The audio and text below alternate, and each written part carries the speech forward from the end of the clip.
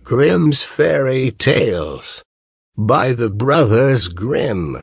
Catskin. There was once a king, whose queen had hair of the purest gold, and was so beautiful that her match was not to be met with on the whole face of the earth. But this beautiful queen fell ill, and when she felt that her end drew near, she called the king to her and said, "Promise me that you will never marry again, unless you meet with a wife who is as beautiful as I am, and who has golden hair like mine." Then when the king in his grief promised all she asked, she shut her eyes and died. But the king was not to be comforted, and for a long time never thought of taking another wife. At last, however, his wise men said, "This will not do. The king must marry again, that we may have a queen." So messengers were sent far and wide, to seek for a bride as beautiful as the late queen. But there was no princess in the world so beautiful, and if there had been, still there was not one to be found who had golden hair. So the messengers came home, and had all their trouble for nothing. Now the king had a daughter, who was just as beautiful as her mother, and had the same golden hair. And when she was grown up, the king looked at her and saw that she was just like this late queen. Then he said to his courtiers, "May I not marry my daughter? She is the very image of my dead wife. Unless I have her, I shall not find any bride upon the whole earth, and you say there must be a queen." When the courtiers heard this, they were shocked, and said, "Heaven forbid that a father should marry his daughter. Out of so great a sin no good can come." And his daughter was also shocked, but hoped the king would soon give up such thoughts. So she said to him, "Before I marry anyone I must have 3 dresses. One must be of gold, like the sun. Another must be of shining silver, like the moon. And a third must be dazzling as the stars. Besides this, I want a mantle of 1,000 different kinds of fur put together, to which every beast in the kingdom must give a part of his skin." And thus she thought he would think of the matter no more. But the king made the most skillful workmen in his kingdom weave the 3 dresses, one golden, like the sun, another silvery, like the moon, and a third sparkling, like the stars. And his hunters were told to hunt out all the beasts in his kingdom, and to take the finest fur out of their skins, and thus a mantle of 1,000 furs was made. When all were ready, the king sent them to her.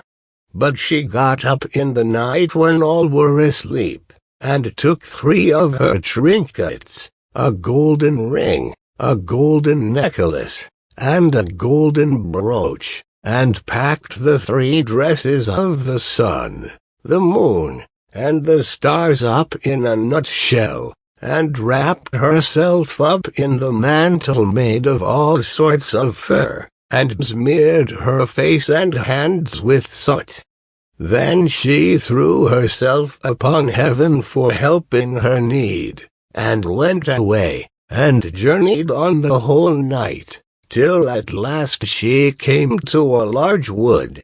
As she was very tired, she sat herself down in the hollow of a tree and soon fell asleep, and there she slept on till it was midday.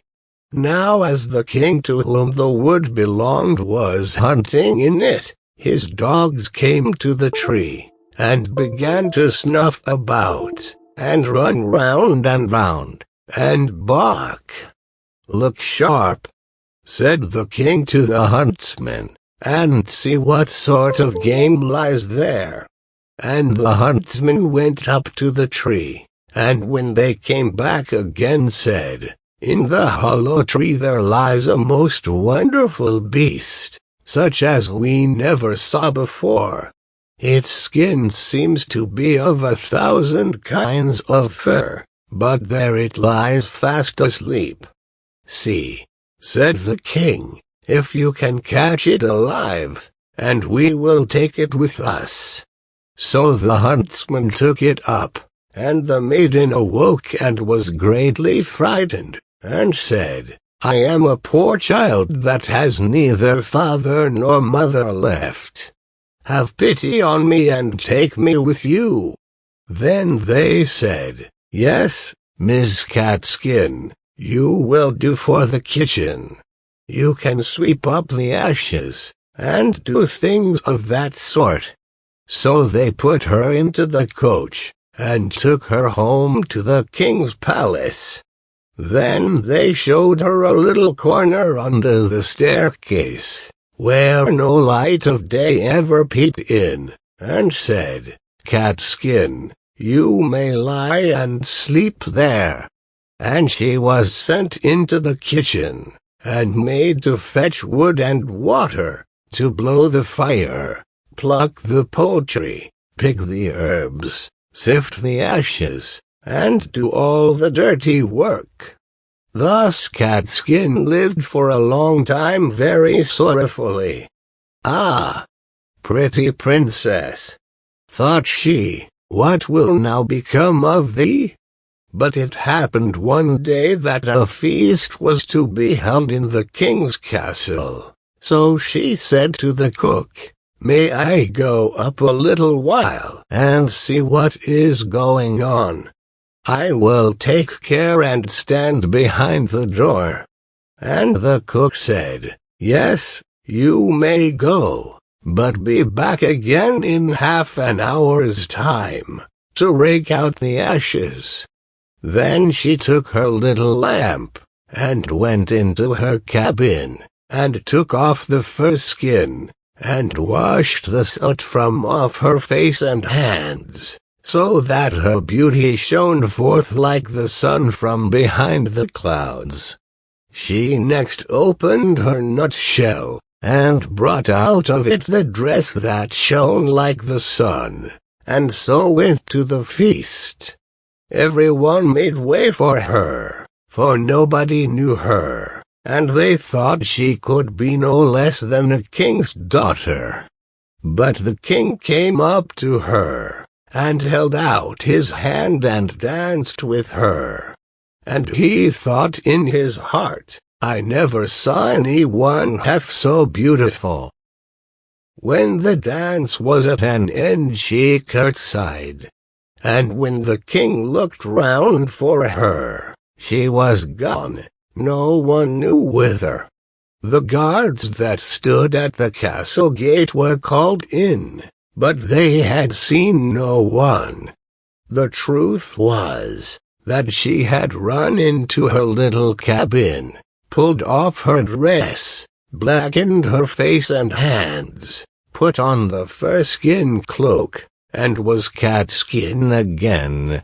When she went into the kitchen to her work, and began to rake the ashes, the cook said, "Let that alone till the morning, and heat the king's soup. I should like to run up now and give a peep, but take care you don't let a hair fall into it, or you will run a chance of never eating again."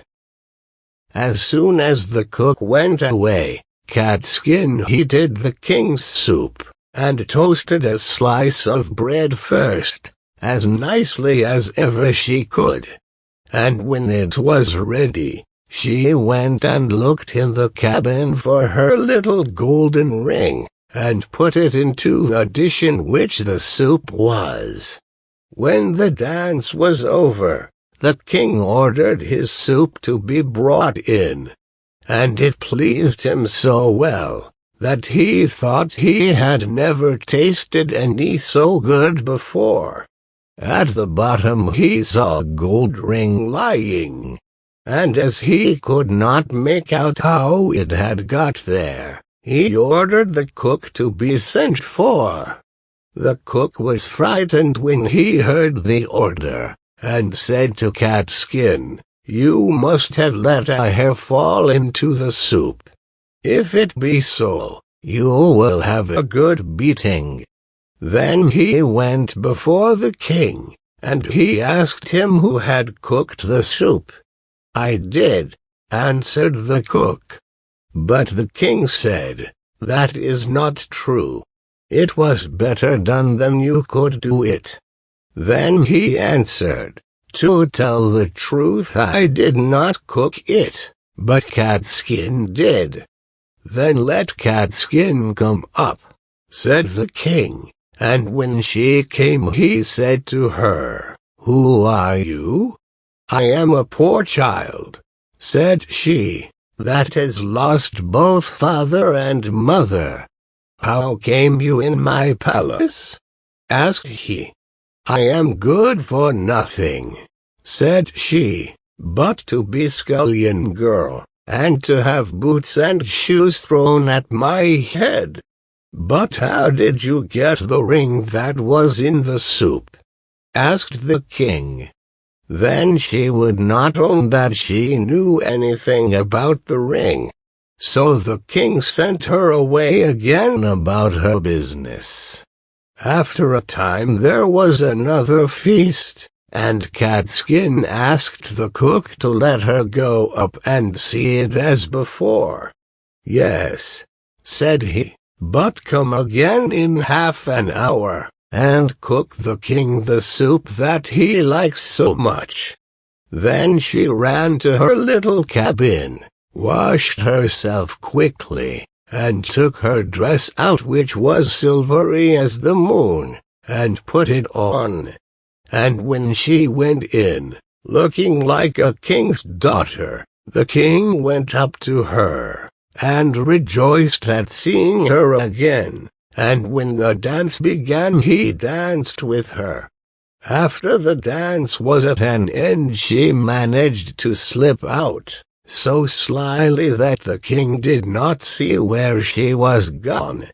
But she sprang into her little cabin, and made herself into Catskin again, and went into the kitchen to cook the soup. Whilst the cook was above stairs, she got the golden necklace and dropped it into the soup. Then it was brought to the king, who ate it, and it pleased him as well as before. So he sent for the cook, who was again forced to tell him that Catskin had cooked it. Catskin was brought again before the king, but she still told him that she was only fit to have boots and shoes thrown at her head. But when the king had ordered a feast to be got ready for the third time, it happened just the same as before. "You must be a witch, Catskin," said the cook, "for you always put something into your soup, so that it pleases the king better than mine." However, he let her go up as before. Then she put on her dress which sparkled like the stars, and went into the ballroom in it. And the king danced with her again, and thought she had never looked so beautiful as she did then. So whilst he was dancing with her, he put a gold ring on her finger without her seeing it, and ordered that the dance should be kept up a long time. When it was at an end, he would have held her fast by the hand, but she slipped away, and sprang so quickly through the crowd that he lost sight of her, and she ran as fast as she could into her little cabin under the stairs. But this time she kept away too long, and stayed beyond the half-hour. So she had not time to take off her fine dress, and threw her fur mantle over it, and in her haste did not blacken herself all over with soot, but left one of her fingers white. Then she ran into the kitchen, and cooked the king's soup. And as soon as the cook was gone, she put the golden brooch into the dish. When the king got to the bottom, he ordered Catskin to be called once more, and soon saw the white finger, and the ring that he had put on it whilst they were dancing. So he seized her hand, and kept fast hold of it, and when she wanted to loose herself and spring away, the fur cloak fell off a little on one side, and the starry dress sparkled underneath it. Then he got hold of the fur and tore it off, and her golden hair and beautiful form were seen, and she could no longer hide herself. So she washed the soot and ashes from her face, and showed herself to be the most beautiful princess upon the face of the earth. But the king said, "You are my beloved bride, and we will never more be parted from each other." And the wedding feast was held, and a merry day it was, as ever was heard of or seen in that country, or indeed in any other.